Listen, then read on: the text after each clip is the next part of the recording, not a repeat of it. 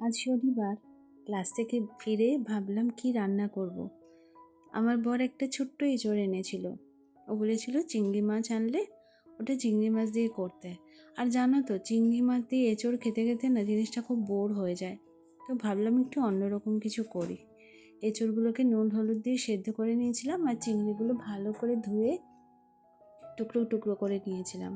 এবার ভালো করে এঁচড়গুলো চিংড়ির সাথে ম্যাশ করে নিয়ে কুচনো পেঁয়াজ, আদা রসুন টমেটো বাটা আর মশলাগুলো হলুদ লঙ্কার গুঁড়ো নুন জিরে গুঁড়ো ধনে গুঁড়ো আর বেসন দিয়ে ভালো করে মেখে এটাকে একটু আঁটো করতে হবে। দেখো আমার মোটামুটি কোপ্তার জন্য বড়াগুলো রেডি হয়ে গেছে।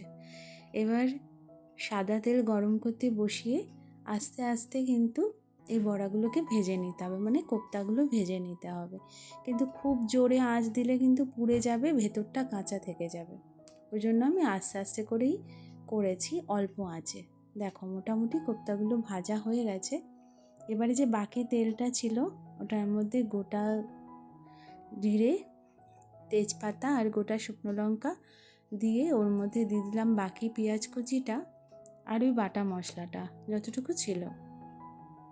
এবার এটাকে ভালো করে একটু কষাতে হবে। একটু কষিয়ে তেল ছাড়লে দিয়ে দিলাম আলু। যেহেতু চন্দ্রমুখী আলু, ওটা আলাদা করে ওই জন্য আর ভাজিনি, এই মশলার সাথে দিয়ে দিয়েছি। তারপরে দিলাম আস্তে আস্তে মশলা, হলুদ জিরে গুঁড়ো ধনে গুঁড়ো লঙ্কা গুঁড়ো নুন। এবার একটু ভালো করে এটাকে মেশাতে হবে। মিশিয়ে একটু ঢাকা দিয়ে রাখলেই আলুগুলো সেদ্ধ হয়ে যাবে। এবার সেদ্ধ হয়ে আসার পরে ওই মিক্সি ধোয়া জলটা দেব আর বাকি একটু জল দিয়ে এটাকে ফুটতে দিতে হবে যাতে আলুটা সেদ্ধ হয়ে যায়। তো সেদ্ধ মোটামুটি হয়ে গেছে, দিয়ে দিলাম এবার আমার পছন্দের শাহি গরম মশলা। আর গরম মশলাটা আগে দিয়েছিলাম, নাহলে পরে দিলে এই কোপ্তাগুলো নাড়ানোর সময় না ভেঙে যেতে পারে। তো গরম মশলা দিয়ে ভালো করে ফুটিয়ে আমি দিয়ে দিলাম সব কোপ্তাগুলো। দেখো মোটামুটি ঝোল ফুটে কোপ্তা এরকম হয়ে গেছে। খুব একটা শুকনো করব না, মোটামুটি ওই ঝোলেই দেখো এটা কোপ্তাগুলো মোটামুটি জল টেনে নিয়েছে। হয়ে গেছে আমার এঁচোড় আর চিংড়ির কোপ্তা কারি। দেখে বলো তো কেমন হয়েছে? খেতে নাকি খুব ভালো হয়েছিল।